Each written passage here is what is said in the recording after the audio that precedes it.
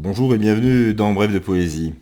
Nous avons le plaisir de retrouver Claude Bugéa pour son recueil Nature Pacifique, publié aux éditions Le Lys Bleu. Alors, une petite note en quatrième de couverture. Nature Pacifique prend sa source dans la nouvelle vie de Claude Bugéa, en terre océanienne et à Tahiti et surtout en Nouvelle-Calédonie. Nous allons commencer par quelques haïkus. Impressions océanes. Dégradé de gris. Arc-en-ciel pointe son nez. Soudain, l'embellit. Le lagon bleu crache de ses lèvres écumantes, giclées de pêcheurs. Au bout de l'atoll, les nodisses, bec au vent, brodent la mer de dentelle. Patineur du soir, le nodi noir virevolte sur la mer miroir. Jaune d'œuf coulé sur la flaque gris acier, tout le ciel s'embrase. Sur la mer pétrole défilent les blancs moutons, soir ensanglanté. L'appât dans l'eau plonge 1000 poissons de salut, lune et onde blonde.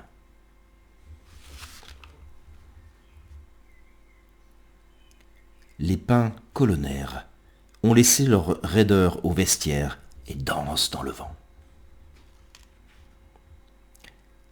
La lune a souri dans son ciel d'opaline, lèvres fines de nacre. Pardon.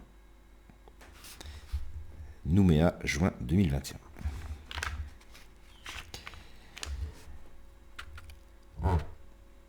Les mots tuent. Où vont les mots dont personne ne veut?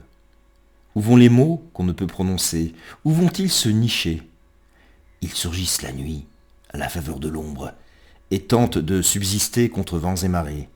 Ils révèlent nos désirs les plus chers, sans futur et sans sépulture assurée. Ils errent comme les damnés.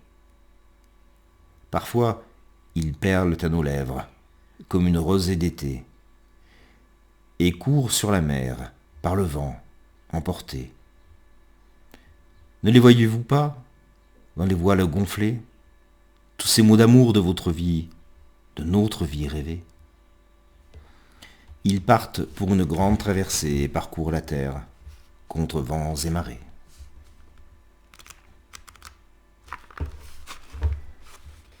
Coucher d'hiver. Le ciel était limpide et l'horizon lointain.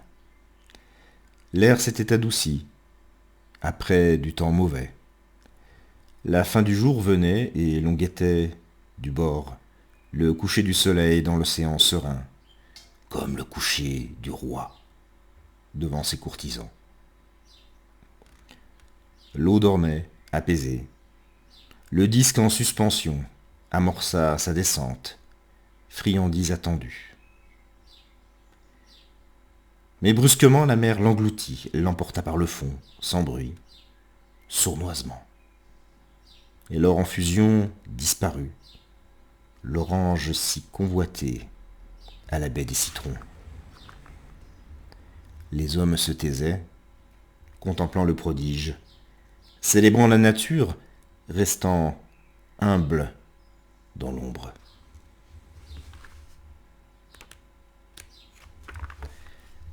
L'hôtesse de l'air.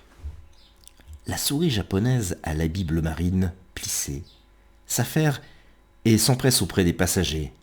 C'est Minnie, la souris qui trotte sur ses talons, aux pieds démesurés tout au long du couloir de l'avion. Son chignon, bien lissé, est tenu par une pince en soie, finement décorée, et son obi rouge cerise souligne sa taille fine. Ses jambes forment une lyre gancée de ses souliers vernis qui claquent dans l'allée.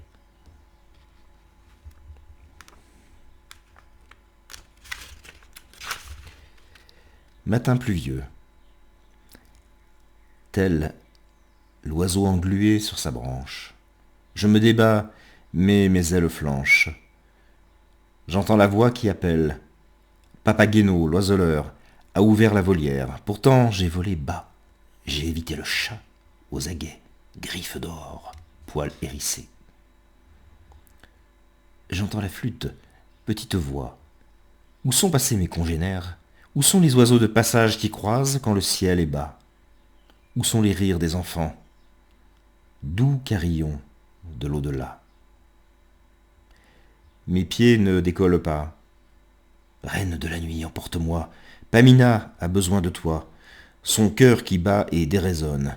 Sonne le glas et n'oublie pas.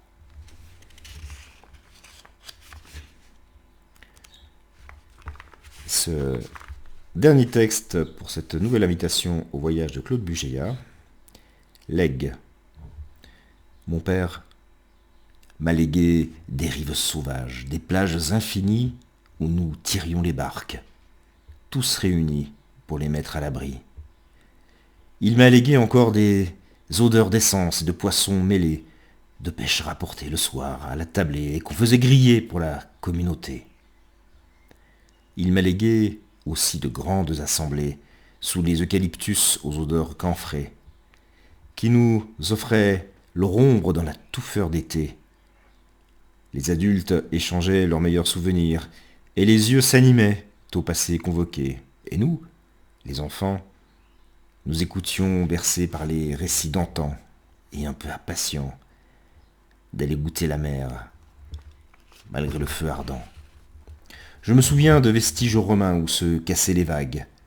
On devinait les pièces habitées, et nous, les enfants, nous rejouions au milieu des décombres des scènes héroïques au soleil couchant. Il m'a légué encore des rencontres fortuites devenues amitiés, des conciliabules à la langue inventée, où les mains aidaient les mots à rejoindre les cœurs. Et il y eut Polo, ma canne et mon chapeau, et Giorgio, l'ami au grand cœur qui partit le premier, son cœur l'ayant lâché.